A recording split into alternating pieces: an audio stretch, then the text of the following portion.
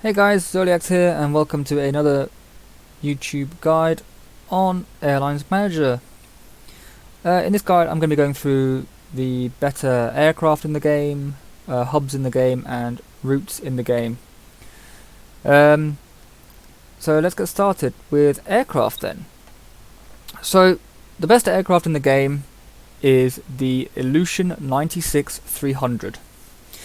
I'm going to bring up here a little chart that I have, which is a cost per seat chart. So I've taken the number of seats at full economy and the purchase price for each of them, and then calculated how much it costs you for each seat on that aircraft. And these are then color coded into short haul, medium haul and long haul. As you can see, a lot of the shorter haul aircraft do have much better cost per seat, but the big standout one here is the Ilyushin 96-300, coming out at $366,666 per seat. The next closest one to that won't cost you AM coins as well is the 747-400 at $448,900 per seat. So as you can see, there's quite a big jump there. The A380 here down in 43rd. As you can probably imagine, the worst on this list is the Concorde. Yeah, that's just massive expense, but on that one you're paying for the speed. And also right down towards the bottom, A350-900 ULR and the 777-200 LR.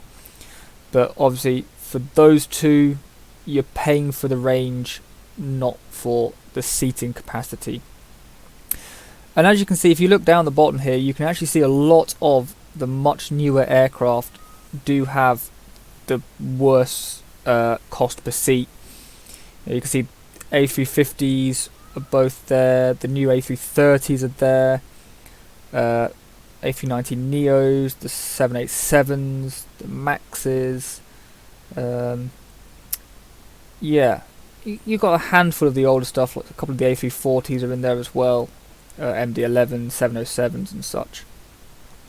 But as you can probably quite clearly see, that a lot of the newer aircraft here do have a much higher cost per seat.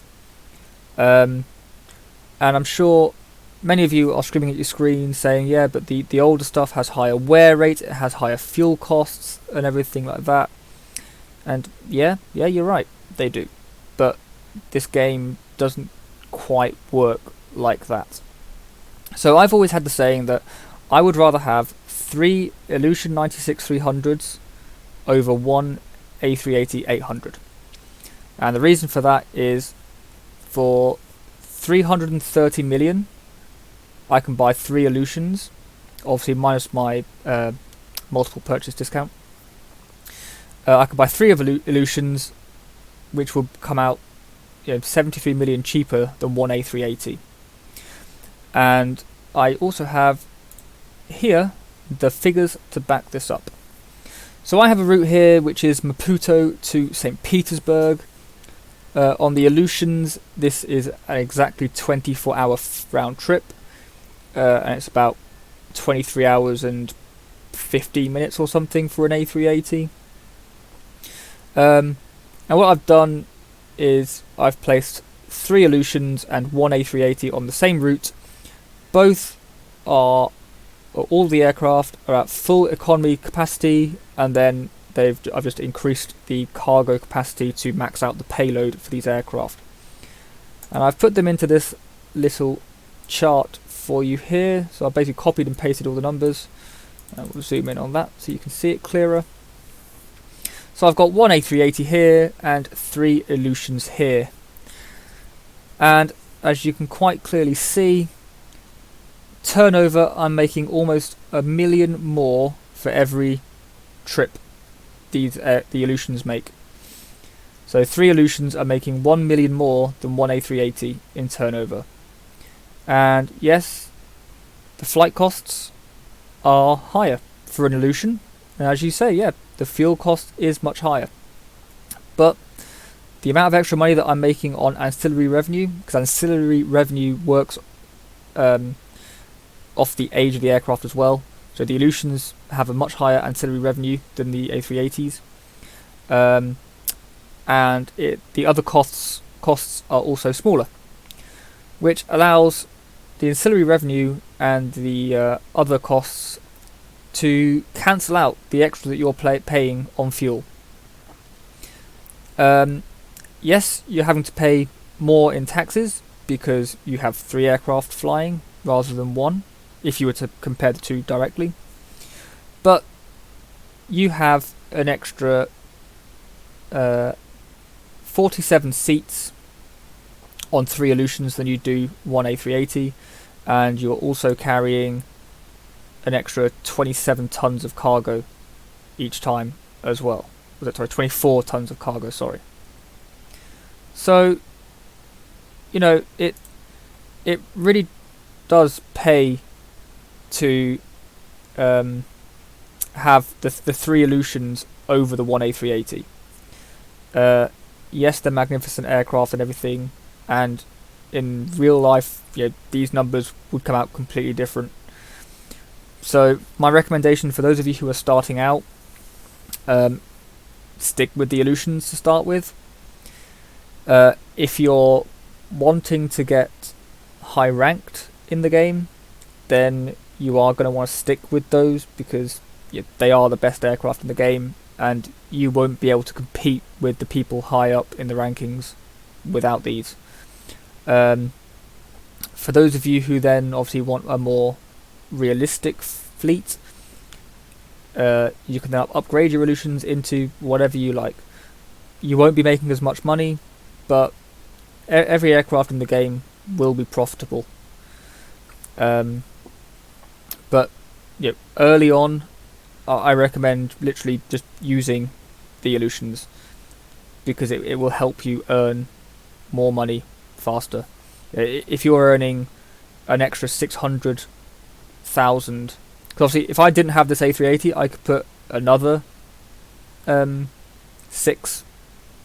3 Illusions in the replacement of that, so I'd be making 1.2 million more on this route than I do currently.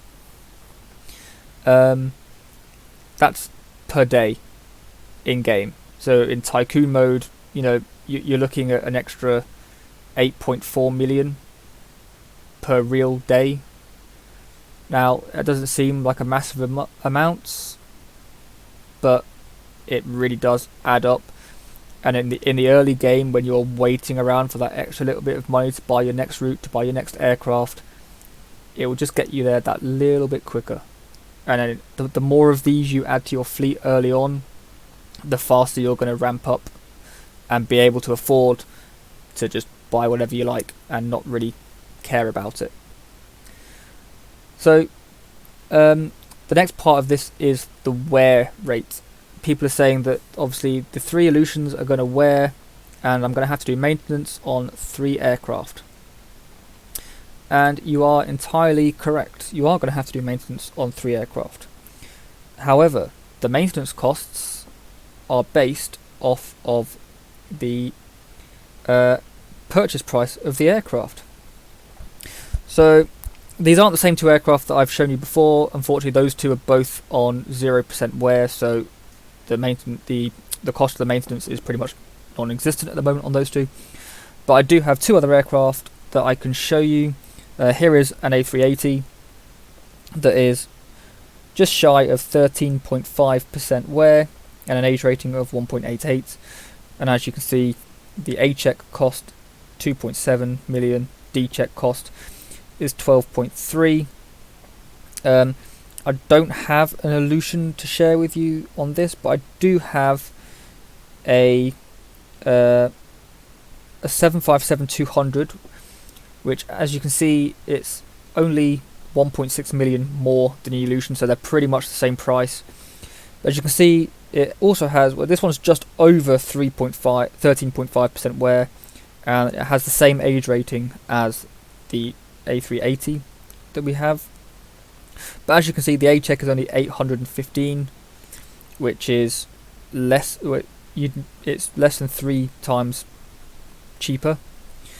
Sorry, it's more than 3 times cheaper even. Sorry, and the D check is 3.4 million, which again, that's more than 3 times cheaper. So even though you're doing maintenance on 3 aircraft over the one, because the maintenance costs of an Ilyushin will be so much cheaper than an Airbus A380. So not only have you saved yourself 73 million plus your multi-purchase discount by buying the Ilyushins over the A380, you're also then earning an extra 600,000 for every 3 Ilyushins that you purchase over an A380, and taking these 2 aircraft for maintenance as an example, you're going to be saving yourself 1 million, 2 million every D check. Again, not massive numbers, but if you have a fleet of a few hundred aircraft and you've got a few hundred Ilyushins rather than 70 or 80 Airbus A380s instead, you'll still be paying less for 300 Ilyushins than you would for 100 A380s. That's the easiest way I can put it. But as I said, every aircraft can be profitable, just some are more so than others, with the Ilyushin 96-300 being the most profitable within the game. Right, moving on to hubs. Hubs and routes all have multipliers for their economy, business and first class demand. If you own hubs, wrong one. If you go to your hubs, what am I doing? Route creation is what I meant to go to. So here we have a list of the hubs that I own, and as you can see, there is a nice orangey bar across the economy, business, first and cargo. These bars represent the hidden multiplier that each airport has for their demand.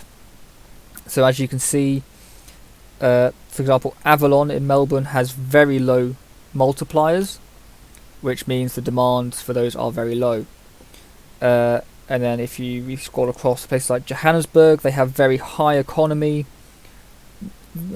okay-ish business class, and a bit lower on the first class. We then get other airports like London Heathrow, for example, that are decent on the economy, but the business and first class aren't as far behind. Los Angeles is another example of this. Economy, business and first are all pretty standard in a similar area to each other. Cargo, personally I don't operate cargo airlines, so I'm not quite sure exactly where the better cargo places are. My assumption on this would just be the bigger and more popular the airport is, the higher the cargo demand will be. So for when you go to purchase a hub, you can carry out an audit on the hub, and it will show you these amber bars, so you can kind of roughly see, is it an economy hub, is it a tri-class hub. When it comes to the route side of it, once you've owned your hub, if I go back into there, we'll take Brisbane as an example, and we'll select a flight to Europe. Again, once it loads, being awfully slow today. It's being really awfully slow today. Here we go. So we'll go for United Kingdom, it's a bit easier. And if you click on it, you can carry out an audit, and it will tell you what your demand is per day.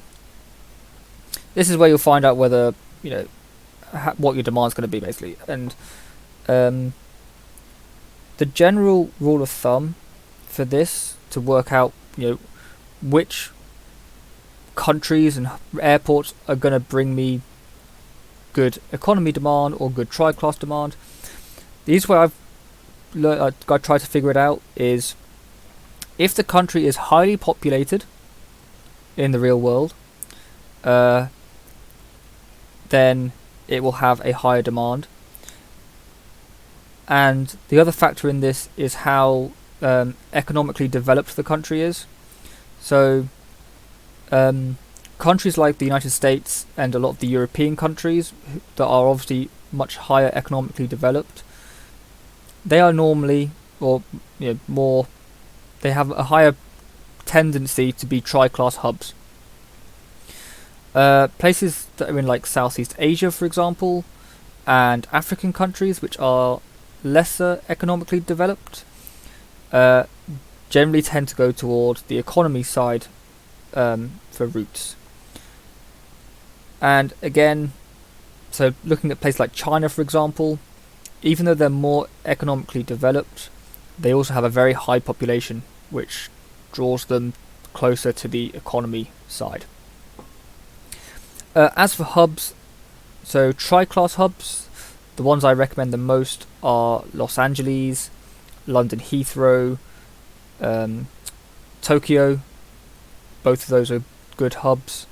Amsterdam, Munich, and Frankfurt. So some the big cities in European America and some parts of the world, like Japan, Australia as well. So Perth, Brisbane, are all going to have fairly good tri-class capacities out of them. As for economy demand, Maputo, that's MPM coded, that has the highest economy multiplier. So from Maputo you will always have a very good economy demand, and if you're traveling to another airport that also has a high economy multiplier, you'll have an extremely high economy demand. Other than Maputo, the other ones I recommend are Addis Ababa in Ethiopia, Lagos in Nigeria, Jakarta, Singapore, and Kuala Lumpur for the Southeast Asia areas. They're the better of the economy hubs. Bangkok is also with those. If you are looking for an economy hub in Europe, Moscow is the best of the lot. But other than that, most of the European airports are more aimed towards the tri-class. Obviously, if you have Maputo as your hub, for example, a lot of the European countries are in a very nice 22 to 24 hour flight time range, and obviously you're still using Maputo's economy multiplier, so you'll still have a decently high economy demand to those countries. But obviously you also have a nice 22 to 24 hour flight time from Maputo into the China area, and obviously they will have much higher economy demand. So my recommendation for newer players is to pick a hub in either China or Africa. So like Maputo is a brilliant hub to have, and then start by opening routes up to China, or if you've selected a Chinese hub, open routes to Africa. They'll bring you the highest demand, and then combining that using the Aleutian 96-300s, you'll be bringing in money. I mean, it's always going to be slow early game, but using those routes, those hubs, those aircraft, they will bring you in higher profits earlier on, which will help you get to a point where you can modernize your fleet if you want to. You can afford to run the more expensive aircraft. You just don't need to worry about it then. So for those of you who are in my alliance, that's a World United alliance, you have access to my cost per seat chart in the Discord channel. For those of you who aren't, you'll just have to go back in the video to the time where I had it on screen. That's your own fault for not being in my alliance. but it's by the by. So yeah, hopefully that's helped you to just decide, or it's given you the tools to use to decide what hubs to purchase, what routes to purchase, and how to work that out for yourselves rather than other people having to spoon feed it to you all the time. I know using the audit function can cost money, but if you make sure you do your card wallet, your free card wallet, every time you have the opportunity to, you will start accumulating free internal audits. As you can see here, I have 177 still, free ones. So even though they do cost money, you can get a lot of free ones. So especially like for those of you who are fairly new to the game, you won't have to pay out too much. But sometimes it can be helpful in order for you to pay it out, because if you go to your agendas, you do get